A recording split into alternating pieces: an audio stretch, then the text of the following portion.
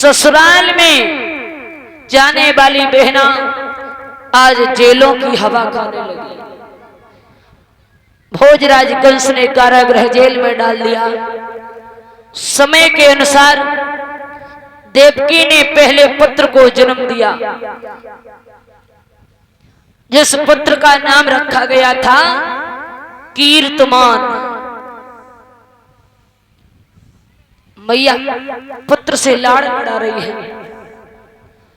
कंस कहने लगा,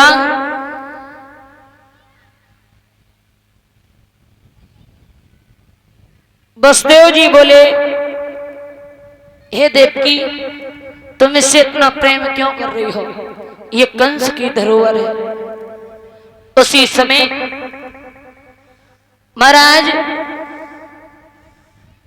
जब ये शब्द कहे हैं, वसुदेव जी ने पुत्र को गोदी में से लिया और भोजराज कंस की कचहरी की तरफ चल दिए। और जब जाकर के कंस को दिया, हृदय में विचार किया, ये मांस का लोथड़ा पहला मेरा क्या बिगाड़ेगा, और मेरा काल जो है वो 8वां है, और मैं पहले पुत्र का क्या करूंगा। कंस को दया आ गई, वापस कर दिया। देवताओं ने सोचा ये इतना बड़ा पापी, और ये अगर दया करेगा तो भगवान को आने में देरी हो जाएगी। उसी समय महाराज नारद जी का आगमन हुआ। नारद जी कहने लगे कि नारद बोले, दिन दिन तेरी क्यों दशा बिगड़ती जाती है, और दिन है बसंत के खिलने के पर कली सिकुड़ती जाती है। क्या कारण है? बोले आकाशवाणी हुई थी, और ये आकाशवाणी बोल रही थी कि मेरी बहन की कोख से जो 8वां पुत्र जन्म लेगा वो मेरा काल होगा। बोले किसी पुत्र ने जन्म लिया? बोले हाँ। अरे नारद जी, पहले आ जाते तो पुत्र के दर्शन कर लेते। बोले कहाँ है? बोले वापस कर दिया। नारद जी कहने लगे, जब कोई चतुर चूकता है ना तो 3 ठोकरें खाता है। बोले क्या करें?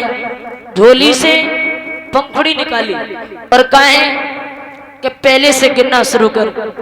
1 2 3 4 5 6 7 8। बोले पहली छोड़ दो, दूसरी से गिनना करो।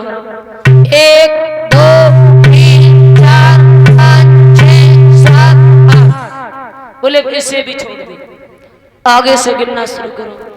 1 2 3 4 5 6 7 8।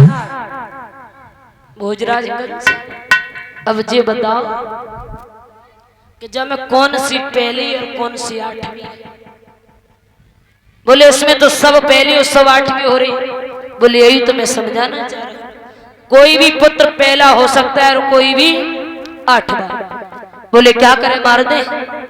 नारद जी बोले ये तो तुम समझो, और चले गए। भोजराज कंस पैर पटकता हुआ पहुंचा। मैया स्तनपान करा रही थी। पुत्र को गोदी से खींचा और हवा में झकोड़े लगाए, जमीन पर पटक दे तो महाराज मांस की बोटियां बिखर गई। मैया ने झोली में और मांस की बोटियों को भरा और फपक फपक कर रोने लगी। धीरे धीरे भोजराज कंस ने 6 बालकों को मार दिया। अब 7वें गर्भ की बारी थी, और 7वें गर्भ में बलराम भैया आ रहे थे।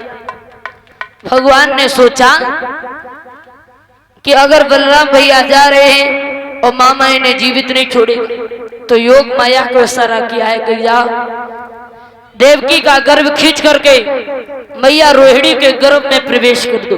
योग माया वहां से चली, देवकी का गर्भ खींचा और रोहिणी के गर्भ में प्रवेश कर दिया। इधर मैया देवकी ने भोजराज कंस के यहाँ पर खबर पहुंचा दी कि देवकी का 7वां बालक खंडित हो गया। अब 8वें गर्भ की बारी थी।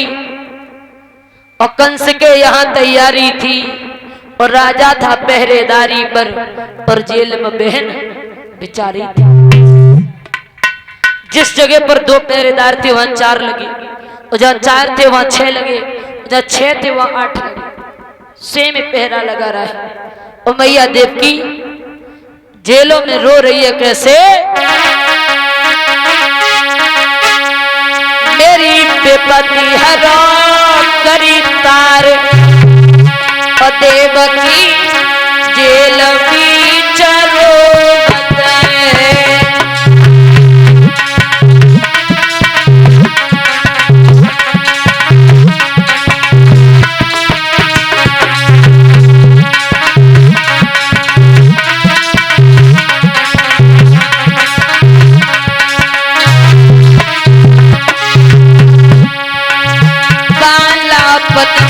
भैया संग खेली बालापन,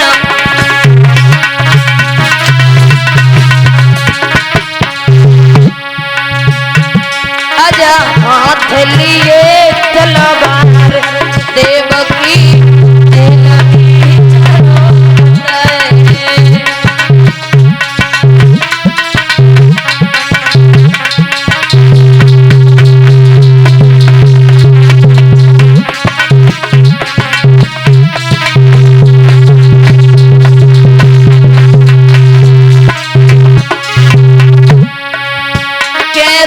मैया मोए जन्म न देती, के तो मैया मोए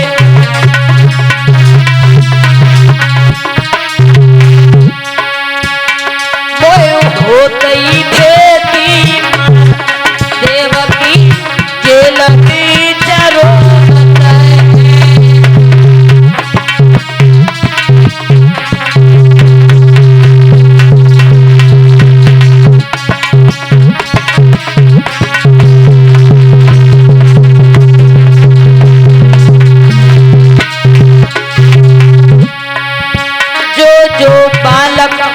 पैदा हो गए, जो बालक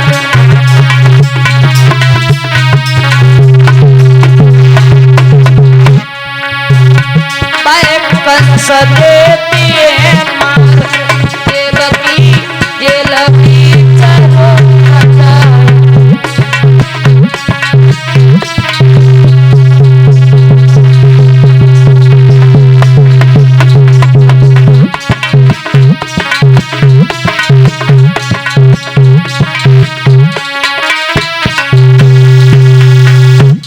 इधर महाराज।